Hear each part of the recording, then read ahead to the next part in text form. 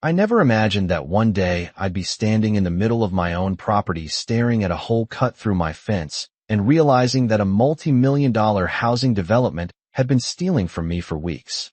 Not tools, not equipment, not livestock, water. The thing is, when most people hear the word water theft, they picture someone hooking up a hose or filling a tank in the middle of the night. What happened to me was a whole different level of arrogance. These people didn't sneak onto my land under cover of darkness. They didn't even try very hard to hide it.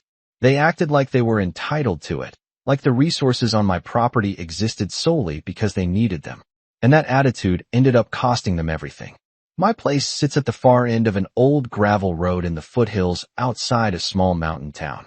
8 acres of rough terrain, scattered pine trees, a modest house, and the one thing that made the entire property worth buying in the first place, a spring-fed pond. When I bought the land nearly a decade ago, the realtor spent 20 minutes talking about the house and maybe 10 seconds talking about the pond. Funny thing is, I barely remember anything she said about the house. I remember every word she said about that water. The pond wasn't huge, but it never ran dry. Even during the hottest summers when neighboring properties were hauling water in by truck, mine stayed stable because the spring feeding it had been flowing for generations. I built my vegetable garden around it. I installed a gravity-fed irrigation system myself. Every tomato, every fruit tree, every raised bed depended on that water. It wasn't just a nice feature, it was the heartbeat of the entire property. Life was pretty quiet until the land next to mine got sold. For years it had been untouched forest and scrubland. Then one morning survey stakes appeared. A month later bulldozers arrived. By the end of the summer there were advertisements everywhere for a luxury development called Summit Ridge Preserve. Mountain views, private roads, exclusive living. The kind of marketing designed to convince wealthy people they were buying wilderness while simultaneously destroying it. At first I didn't care much. It wasn't my land. People develop property all the time. As long as they stayed on their side of the fence, I figured we'd all get along just fine. Then I met the project manager. His name was Brandon Cole. He had that polished corporate confidence that somehow manages to feel rehearsed and arrogant at the same time. Brand new boots, spotless safety vest, expensive sunglasses, constantly talking into a phone even when nobody seemed to be on the other end. One afternoon, he drove over and introduced himself. The conversation started normal enough. He asked about property boundaries, utility easements, access roads, things that actually made sense. Then he started asking questions about water. Not general questions either. Specific questions. Where did my pond get its water? Did it ever dry up?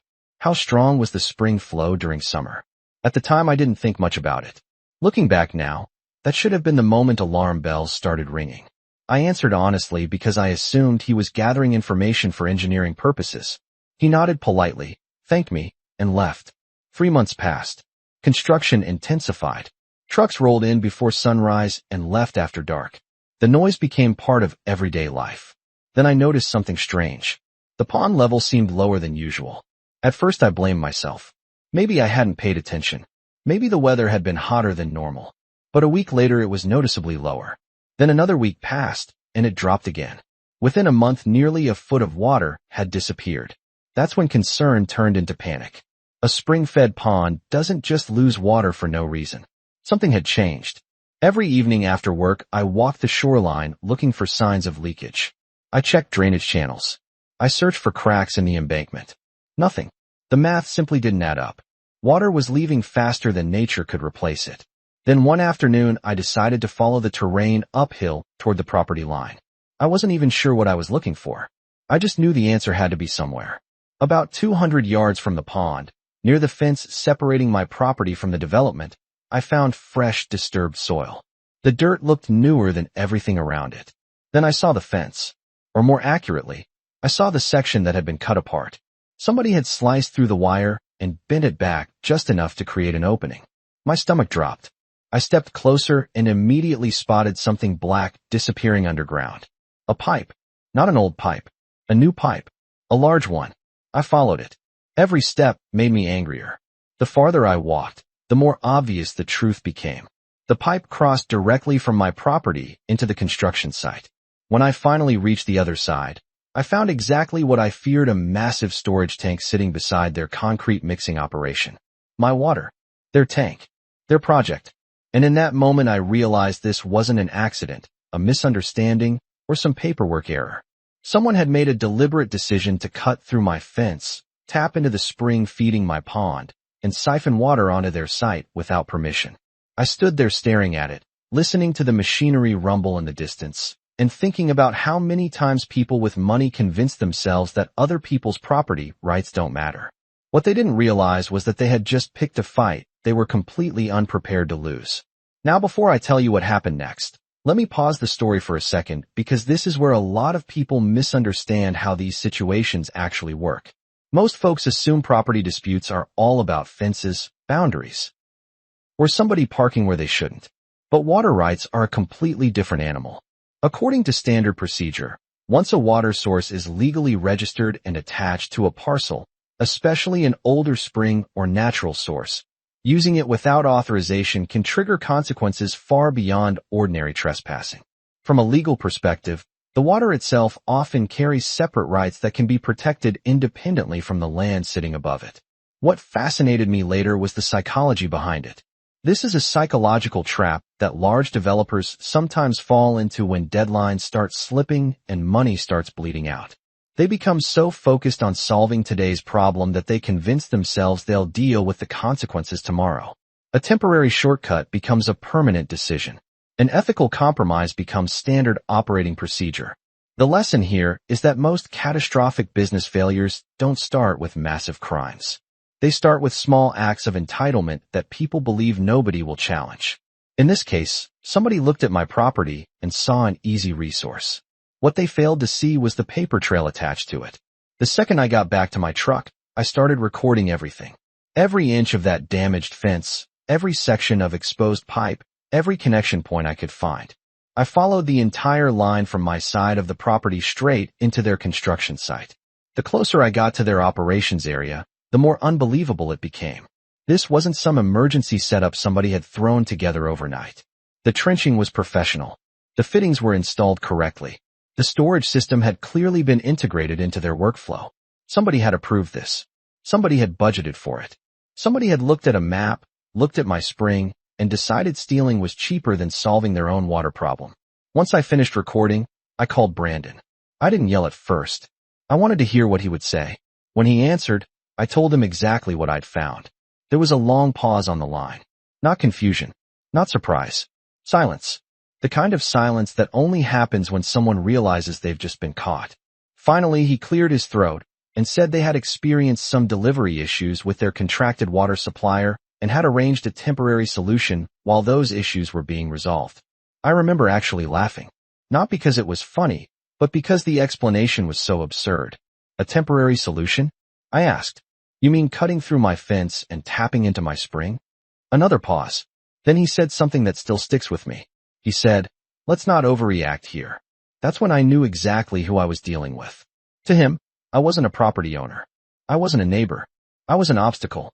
Just another problem to manage until the project was finished. I told him he had one chance to shut everything down immediately. He responded by saying he'd have to discuss it with ownership. That conversation lasted less than 3 minutes, but it told me everything I needed to know. They weren't sorry. They were calculating. So I drove straight into town and walked into the office of an attorney named Victor Reyes. Victor had spent years handling land use disputes, environmental conflicts, and property rights cases throughout the region. When I showed him the footage, he didn't say much at first. He watched the entire recording. Then he watched it again. Then he leaned back in his chair and asked one simple question. Do you have your water rights documentation? Fortunately, I did. A few hours later, we were surrounded by maps, surveys, permits, and decades-old records. What we found changed everything. The spring feeding my pond wasn't just protected. It carried senior water rights dating back generations. The legal protections attached to it were stronger than I ever realized. Victor looked at me and said, they're in serious trouble. The next morning, he filed an emergency injunction. Less than 24 hours later, county officials arrived at my property alongside a hydrologist and an environmental compliance investigator. Watching professionals work is interesting because they remove emotion from the equation. While I was angry, they were methodical. They measured flow rates. They inspected trench depths. They traced every section of pipe. They documented every connection. By the end of the inspection, the hydrologist had enough data to estimate exactly how much water had been diverted from my spring. The number was staggering. More than 17,000 gallons. 17,000 gallons taken over just a few weeks. Water that should have remained in my pond. Water that should have irrigated my garden and protected my property during the dry season. Water that had instead been transformed into concrete foundations for luxury homes. That afternoon, we all drove over to the construction site. I'll never forget the look on Brandon's face when he saw the county vehicles pull in. Suddenly, the confident project manager wasn't smiling anymore. The lead enforcement officer walked directly to the storage tank, reviewed the documentation, and ordered the water system shut down immediately. Brandon started talking fast. He called it a misunderstanding. He claimed there had been confusion regarding access rights. He suggested contractors may have acted independently. The officer wasn't interested. He handed Brandon a cease and desist order and informed him that unauthorized diversion of protected water resources carried significant penalties. The valve was shut off right there on the spot. Everything changed after that. Concrete production stopped almost immediately. You'd be surprised how much modern construction depends on consistent water access. Without water, concrete can't be mixed. Without concrete, foundations can't be poured. Without foundations, schedules collapse. And when schedules collapse, money starts disappearing. Within days, subcontractors began complaining. Within weeks, crews were sitting idle. Excavation teams finished their work and had nowhere to go.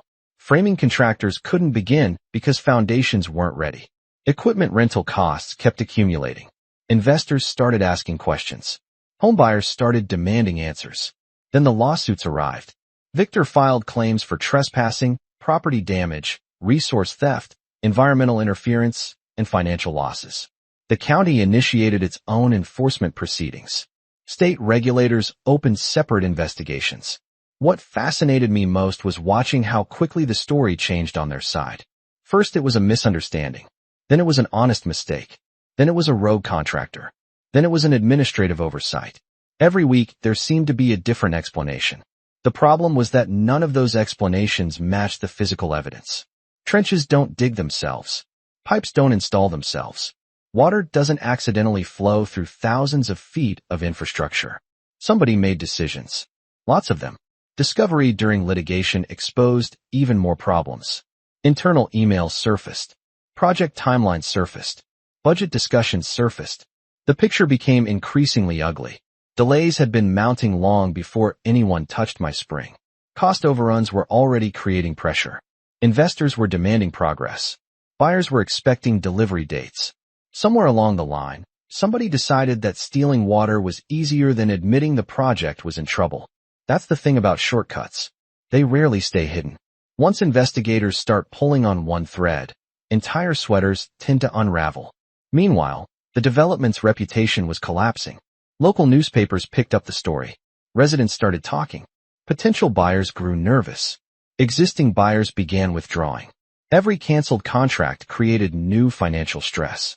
Every financial problem created more delays. Every delay generated additional penalties. It became a domino effect that nobody could stop. Several months into the legal battle, their attorneys approached Victor about a settlement. The offer sounded large on paper. Victor rejected it. Not because he was being aggressive, but because the damages were still being calculated and regulatory investigations were still underway. A few weeks later, they tried again. Another offer. Another rejection. At some point, they finally realized the situation wasn't going away. The case eventually reached court. By then, the evidence was overwhelming. Survey records established ownership. Hydrology reports established diversion volumes. Inspection records established intent. Video footage established the physical connection. Even their own documents contradicted portions of their defense. The judge didn't seem impressed by any of it. The ruling came down hard. Full restitution, property restoration, environmental remediation, legal fees, additional penalties, ongoing compliance monitoring. It was the kind of judgment that hurts even healthy companies. Summit Ridge Preserve wasn't healthy anymore. Investors had already started pulling back. Buyers had already started abandoning contracts. Lenders had already become nervous. Then came the regulatory fines. Then came the enforcement costs. Then came the secondary lawsuits from contractors and purchasers affected by the delays. The financial pressure became impossible to contain. About 4 months after county officials shut off that valve, the company filed for bankruptcy protection. Just like that, the luxury development that had promised exclusive mountain living became another unfinished project sitting behind locked gates. The irony wasn't lost on me. They had risked an entire development to save money on water deliveries. They had gambled millions to avoid solving a problem legally. And in the end, the thing that brought them down wasn't market conditions, interest rates, or construction costs. It was a single decision made by people who convinced themselves that my property rights didn't matter. Standing beside my pond months later, watching the water level finally recover, I realized something important. Justice doesn't always arrive dramatically. Sometimes it arrives through paperwork, inspections, permits, and court orders. Sometimes it moves slower than we'd like. But when the facts are on your side and you refuse to back down, even the biggest bullies eventually discover that actions have consequences. A lot of people ask me if the whole experience felt satisfying in the end, and honestly, the answer is more complicated than most viewers probably expect. Sure, there was a certain sense of justice when I heard the company had filed for bankruptcy. I'd be lying if I said there wasn't.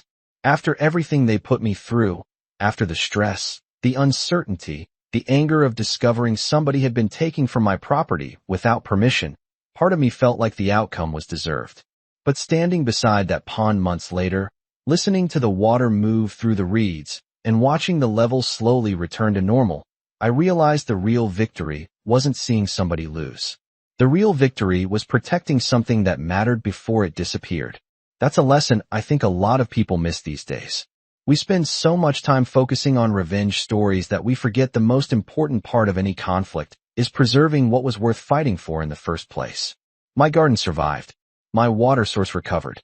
My property remained intact. Those things mattered more than any court judgment ever could. Looking back, I also learned something interesting about power. Most people assume power belongs to whoever has the biggest budget, the largest legal team, or the most expensive equipment. That's what Summit Ridge's executives seemed to believe. They looked at me and saw one guy living at the end of a gravel road. They looked at themselves and saw investors, engineers, contractors, and millions of dollars in backing. What they failed to understand was that power often comes from knowledge, from documentation, from understanding your rights before someone tries to take them away. From a legal perspective, they never really had the advantage they thought they had. They just assumed nobody would challenge them. And that's where things became dangerous for them. This is a psychological trap that affects individuals, corporations, and even entire organizations. When people get away with small acts of entitlement, they start believing the rules don't apply to them. The first shortcut makes the second shortcut easier. The second shortcut makes the third feel normal. Eventually, they stop seeing boundaries altogether. By the time someone finally says, enough, they've built an entire system around the assumption that nobody will push back. According to standard procedure, that's usually when the collapse begins. Not because of one mistake, but because of dozens of smaller decisions stacking on top of each other until the structure can no longer support its own weight. The lesson here is surprisingly simple. If someone violates your rights, document everything. Stay calm. Learn the rules. Let facts do the heavy lifting. Anger might feel good for a few minutes, but evidence wins battles.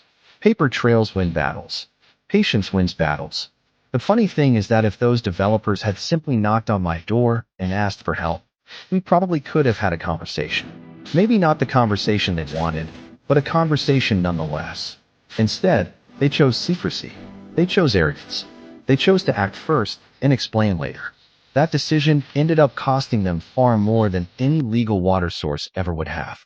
Even today, whenever I walk past the section of fence that had to be repaired, I think about how close I came to ignoring those first warning signs. If I had waited another month, who knows how much damage would have been done. So now I'm curious what you think. If you discovered a major company secretly using resources from your property, would you have handled it the same way, or would you have taken a different approach? And where do you think the line is between a desperate business decision and outright theft?